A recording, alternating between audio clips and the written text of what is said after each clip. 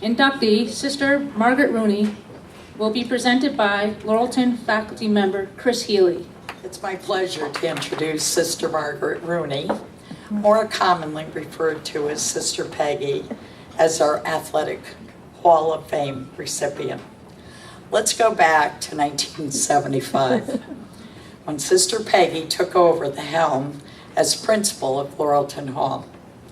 She knew that we needed to attract more students, and in order to do so, we needed to offer a more diversified package. Besides our quality academics and single-sex learning environment, at that time, women's sports were evolving, and Title IX ensured equality of men's and women's athletics at college campuses across the country. As many of you will recall, the Ivy League colleges became co-ed at the beginning of the 70s and set in motion the trend toward co-education. Being a visionary, Sister Peggy knew that the varsity sports program would attract more prospective students, make LH competitive with area schools, many of which already had established varsity and junior varsity programs, and certainly bode our athletes well in the college application process. She then set the wheels in motion by hiring an athletic director to manage the sports of tennis, softball, and basketball, and endorsed the establishment of the varsity swim and diving team. For some reason, our swimmers and divers did well from the get-go. Tennis was also competitive. We were a little weak in softball and basketball. Whatever, you'll understand why in a minute. She convened the team of Sister Madeline and Sister Pat Rooney to assume their roles as Dean of Students and Development Director. If we were truly going to expand, she thought, we needed to raise money to allocate funds for a yearly budget for the sports program, and also to have an administrator to oversee this new student life. Now fast forward to 1979, skipping a few years here. We'd be here all day if we did everything. Foreign Law, Stratford, and Bunnell High Schools decide to start their own cross-county interscholastic athletic conference, CCAC. But they need a minimum requirement of 6 teams to meet the criteria of a formal conference. Notre Dame of Fairfield was a viable co-ed addition because they had baseball and football. They needed one more school from the area. Begrudgingly, biting their tongues, they extended the invitation to us, Laurelton, who certainly was not to be taken very seriously, merely a warm body, if you know what I mean. Okay, so in December of '79, where do I come in? I'm not even there. Well, I was there. I taught English, whatever. Okay, so in December of '79, Grace Green, the AD, leaves, and I returned to Laurelton in January of '80, to be the AD and to teach PE and math. I had previously taught English, and I had left to be assistant athletic director at Yale. Let the games begin, right, Sister Peggy? When she walked into the room, even the most impertinent coaches would practically genuflect, as if they were atoning for their misbehavings at recent games. I know a few. Sister Peggy continued to enhance our program with the addition of varsity volleyball, JV basketball and softball, and of course cross-country and indoor track, thanks to our beloved and benevolent Jairus Gilbert.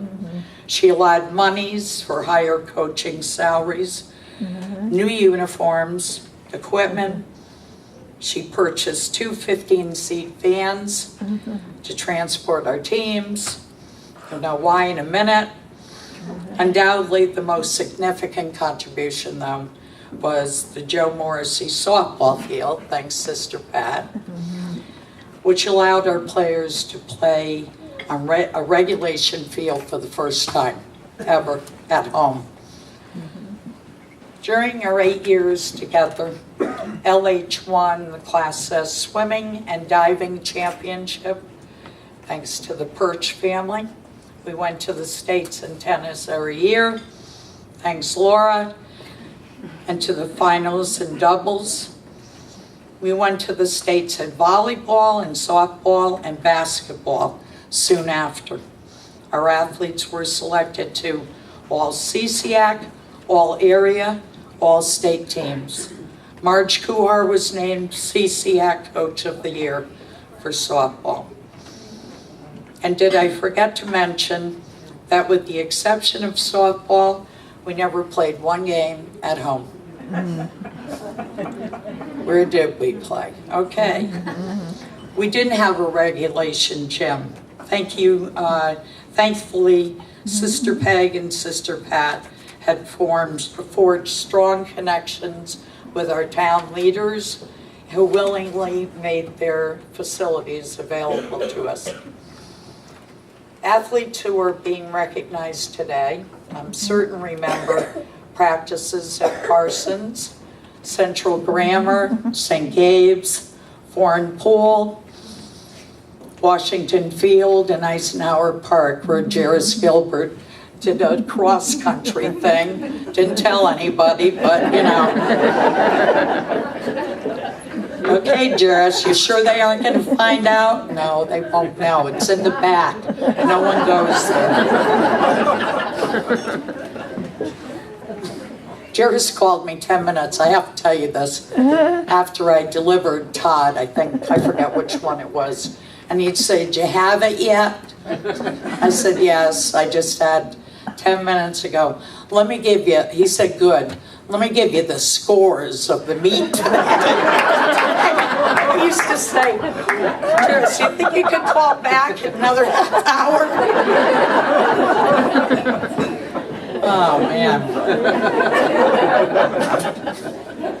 So, in spite of all these obstacles, right, Sister Peggy, Sister Pat, Sister Madeline, our crusaders emerged as formidable competitors in CCAC and in the state. Thanks, Sister Peg, for planting all the seeds that cultivated the excellent sports program and campus athletic complex which we have today. Our gratitude to you is heartfelt and long overdue. Thank you.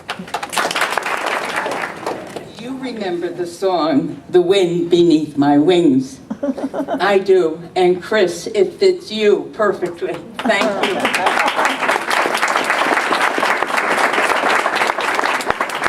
I want to thank you, Chris, for everything you did for me then and now. We had a wonderful system of supports, didn't we? Sister Madeline, Sister Pat, and all who teamed with us, board members, parents, faculty, and above all, the athletes who launched Laurelton into a sports arena with little else than their talent and their determination. I really want to congratulate the women here today for the extraordinary ability they had and what they did with it. We are very grateful to them, and they honor us.